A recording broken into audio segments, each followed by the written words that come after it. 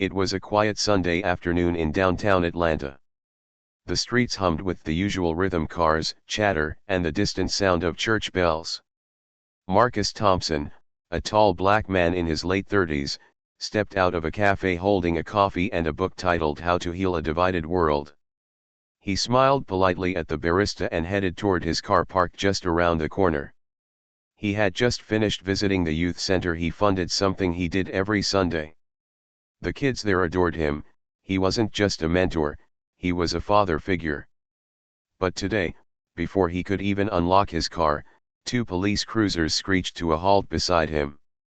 "Hands where I can see them," one officer barked. Marcus froze, startled. "What's going on, officer?" he asked calmly, raising his hands.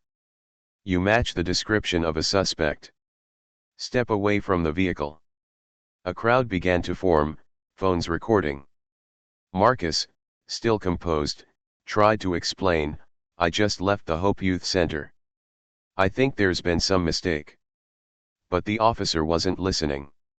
In seconds, Marcus found himself shoved against the hood of a police car, his coffee spilling to the ground. The metal cuffs clicked around his wrists, cold and humiliating. Inside, Marcus felt a storm: anger, disbelief, and sadness.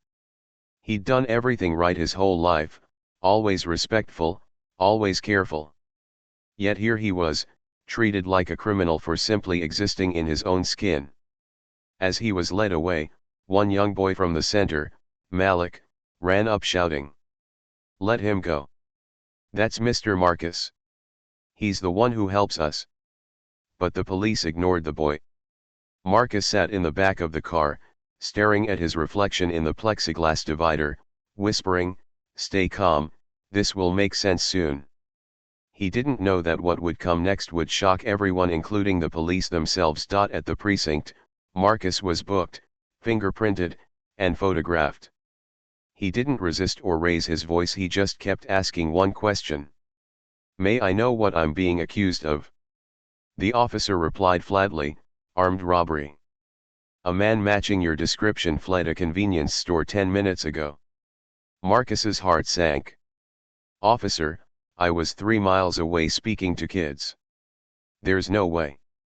But again, no one listened. Hours passed. The detective handling the case, Detective Harris, scrolled through paperwork, glancing occasionally at Marcus.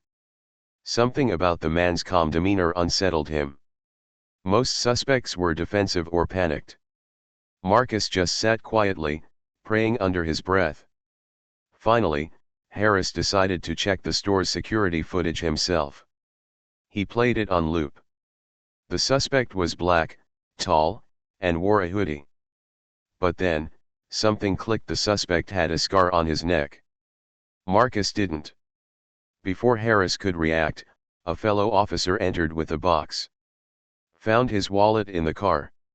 And there's something you'll wanna see." Inside the wallet was an ID, not just any ID.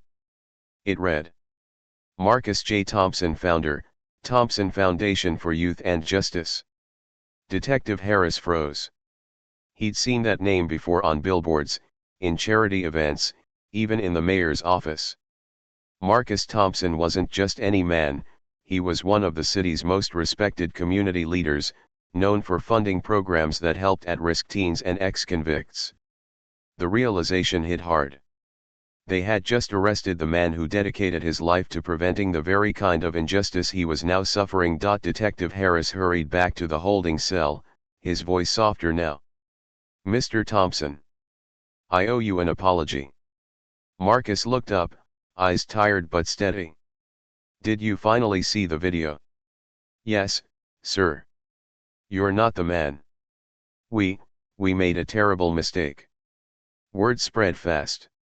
Officers whispered as they realized who was sitting in their cell. One young cop, Officer Daniels, the same man who'd handcuffed Marcus, couldn't meet his eyes. I didn't know," he stammered. Marcus replied quietly, "You weren't supposed to know me to treat me right. You just had to see me as human." His words hung in the air like a sermon. Everyone in the room felt it. The police chief personally came down to apologize, offering to drop all records, but Marcus didn't demand compensation.